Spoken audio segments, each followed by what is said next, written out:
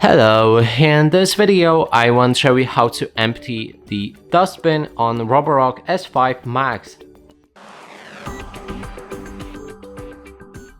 To do this, first we'll need to open the top cover of our robot. Then inside you can find the dustbin right here. It's the transparent plastic. And first I'm gonna put my thumb in the gap right here and then my pointing finger on the button. You need to press on the button, and while holding it, just pull up at the dustbin. Then turn it to the other side, and right here you can find the inside of a dustbin. And to open it, be careful if there's dust inside. Make sure to do it under the or above the trash. And then there's the hatch right here. You just need to press on it to open it and then empty the bin.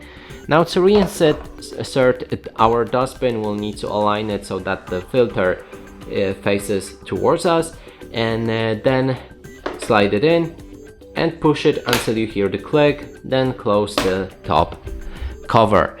And that's it for this video. Hope you like it. Please consider subscribing to our channel, leave a like and a comment below.